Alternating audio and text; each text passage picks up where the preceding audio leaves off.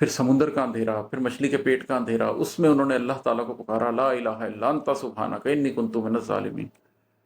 جب انہوں نے اللہ کی یہ پاکی بیان کی، لا الہ الا، تیرے سوا کوئی معبود نہیں، انت سبحانک، تمام تعریف تیرے لیے، انی کنت من الظالمین، میں ہی ظالموں میں سے تھا۔ تو اب میرے اندر سے جوگی کہہ رہا ہے کہ تو بھی یہی کر، یہی رستہ ہے، اب اپنی زندگی کا پورا نچوڑ لے کر آ جا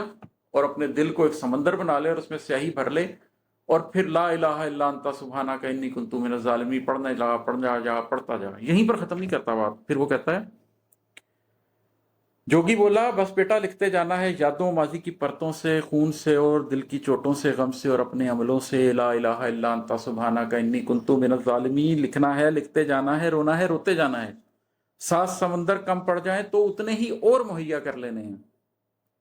ہو سکتا ہے 7 سمندر بھی پورے نہ ہو، ایک دفعہ پھر اپنے آپ کو نچوڑ کر اپنے اندر سے یہ ساری چیزیں پھر نکال کر لے کر آ، 7 سمندر پھر پورے کر، ضرورت پڑے تو۔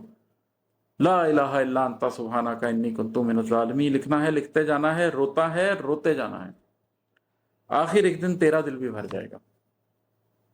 من جنگل میں رات کی رانی سی خوشبو بھی بس جائے گی، شور ہوا تو بہتے پانی سا، گاتی کوئل سا یا اڑتی کونجوں سا ہی ہوگا، اور سناٹا ابھرا تو اس میں باد صبا کی آمیزش بھی ہوگی، جس سے جب پتے ہلتے ہوں گے تو من جنگل زندہ ہو لے گا۔ تو یہ ایک نسخہ ہے جو میں نے اختیار کیا اپنی ذات کے لیے۔ آپ لوگوں کو بھی یہی دعوت دیتا ہوں کہ اپنی پوری زندگی کے ہر ماخذ سے نچوڑ کر لے آئیں جو کچھ حاصل کیا ہے، کالی نیلی پیلی لال سیاہی بھریں اور آ جائیں، دل کو سمندر بنائیں، اور پھر لا الہ الا انت سبحانک انی کنت ظالمین پڑھتے چلے جائیں، پڑھتے چلے جائیں، پڑھتے چلے جائیں، سجدے میں پڑھے رہیں، پڑھے رہیں، پڑھے رہیں، حتیٰ کہ اللہ آپ کے قلب کی حالت بدل دے اور آپ کے من کے جنگل کو ایسا کر دے جیسے ایک نیچرل جنگل ہوتا ہے، جس کے اندر کچھ آرٹیفیشلنس نہیں ہوتی، جو اللہ کے رنگ میں رنگا ہوتا ہے،